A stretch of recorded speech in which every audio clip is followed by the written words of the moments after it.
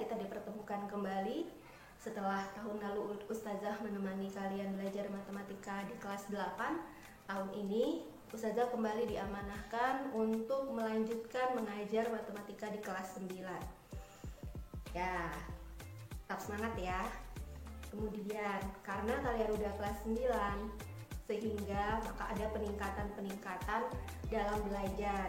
Yang kemarin masih malas mengerjakan, malas mengumpulkan tugas, semoga tahun ajaran ini lebih baik lagi. Ananda sekalian, sebenarnya matematika itu bukanlah sesuatu atau bukanlah pelajaran yang terbilang susah. Ustazah punya 2 tips untuk kalian yang merasa kesusahan mengerjakan soal-soal matematika. Yang pertama adalah kalian harus memahami konsep dari matematika yang sedang diajarkan. Saya berikan contoh, semisal teman-teman mengerjakan soal penjumlahan, maka teman-teman harus tahu penjumlahan itu apa, seperti apa menjumlahkan, atau seperti apa mengurangkan, bagaimana jika bilangan positif ditambahkan dengan bilangan negatif. Nah, begitu ya. Yang kedua, setelah teman-teman itu paham konsep-konsep yang akan digunakan, teman-teman harus sering latih soal. Semakin sering berlatih, maka akan semakin terbiasa kita bertemu soal-soal yang bervariatif dan semakin mudah kita menyelesaikan masalah-masalah matematika tersebut. Tahu nggak?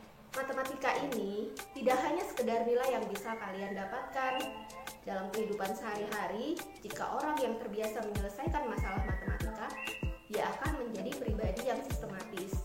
Dia akan mudah mengambil keputusan. Dia akan mudah memecahkan masalah-masalah yang ada di kehidupannya. Jadi matematika itu tidak hanya sekedar angka-angka atau nilai-nilai di akhir. Harapannya matematika itu melekat di diri kita. Jadi kita mudah mengambil keputusan, kita mudah memakai logika kita, mana yang baik, mana yang tidak baik, mana keputusan yang paling bijak untuk diambil. Oke, semuanya pasti punya jiwa matematika. Dan matematika itu dipakai di semua elemen kehidupan gitu. Mau kalian jadi profesi apapun, kalian tidak akan terlepas dari yang namanya matematika. Oke, semangat belajarnya. Untuk bab pertama ini kita akan belajar bilangan berpangkat dan bentuk akar. Materi prasyaratnya adalah perkalian. Kita lihat contoh soal perkalian berikut.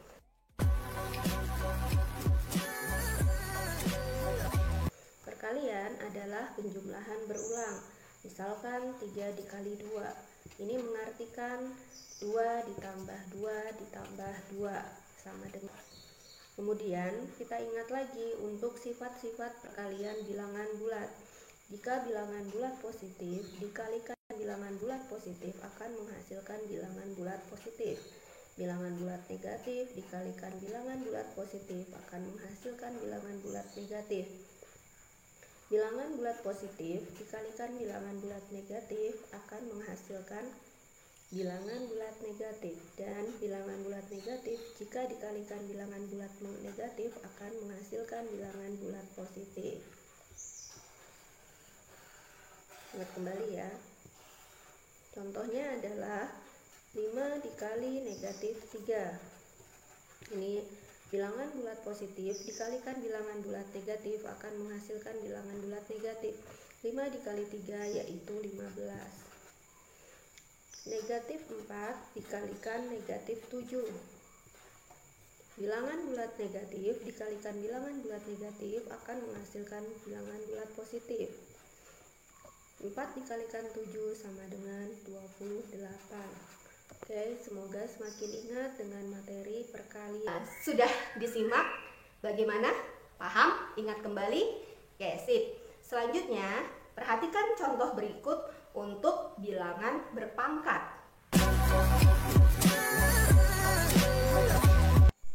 Selanjutnya, kita masuk ke materi bilangan berpangkat. Bilangan berpangkat dituliskan dengan A pangkat N. Ini mengartikan A dikali dengan A dikali dengan A dikali dan seterusnya dikali A sebanyak N faktor. A pangkat N, A ini dinamakan dengan bilangan pokok.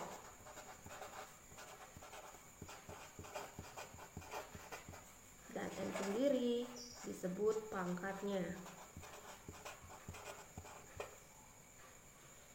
Contoh 2 kali 3. Ini berarti 2 dikalikan dengan 2 dikalikan dengan 2 sebanyak pangkatnya, yaitu 3 kali. 2 pangkat 3 itu berarti 8. 3 pangkat 4. 3 dikalikan dengan 3 dikalikan dengan 3 dikalikan dengan 3. 3 dikali 3 9, 9 dikali 3 27, 27 dikali 3 81. Bagaimana kita membedakan 2 pangkat 3, negatif 2 pangkat 3, dan dalam kurung negatif 2 pangkat 3? Oke, perhatikan. 2 pangkat 3 ini berarti 2 dikali 2 dikali 2 sama dengan 8. Negatif 2 pangkat 3 ini berarti negatifnya tidak ikut dipangkatkan. Yang dipangkatkan hanya angka 2. Kita tuliskan dengan negatif 2 kali 2 kali 2 sama dengan negatif yang ada di dalam kurung 2 kali 2 4 dikali 2 8. Kemudian negatif 2 pangkat 3, jika dia di dalam kurung kemudian dipangkatkan, maka apa yang ada di dalam kurung itu ikut dipangkatkan, termasuk negatifnya. Ini menjadi negatif 2 kali negatif 2 kali negatif 2. Negatif dikali negatif positif 4. Positif dikalikan kembali dengan negatif menjadi negatif 8. Sama dengan negatif 8. Kita coba kembali untuk 2 pangkat 4, negatif 2 pangkat 4, dan negatif 2 pangkat 4. 2 pangkat 4 sama dengan 2 kali 2 kali 2 kali 2 sama dengan 16. Negatif 2 pangkat 4 ini berarti negatif 2 kali 2 kali 2 kali 2 sama dengan negatif 16.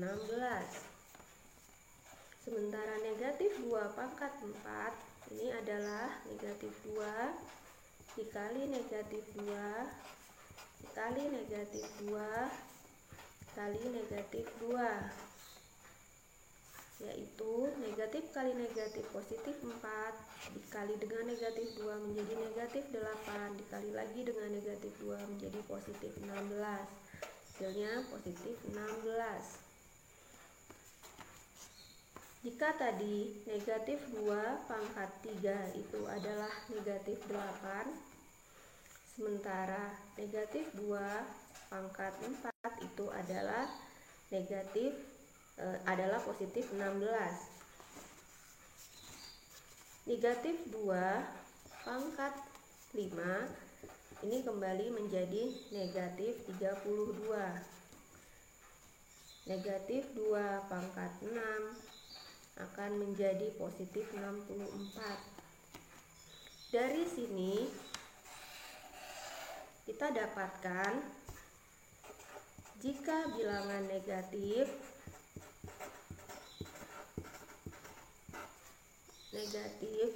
berpangkat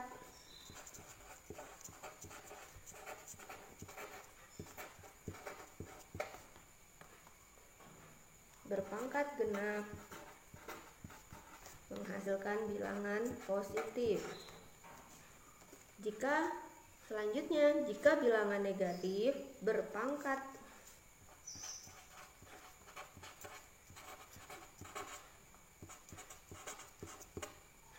ganjil akan menghasilkan bilangan negatif. Oke, sudah paham ya? Mudah-mudahan paham. Jika kalian belum paham, jangan ragu untuk bertanya. Karena kalau tidak paham sekarang, nanti akan ketimpa dengan materi-materi yang akan ditambahkan. Jika belum paham, japri Ustazah, silahkan tanyakan sampai kalian benar-benar paham. Siap ya? Nah, mudah-mudahan pembelajaran hari ini bermanfaat untuk kalian. Kalian paham, Ustazah akhiri. Kita akan ketemu lagi di pertemuan selanjutnya. Ustazah akhiri, Assalamualaikum warahmatullahi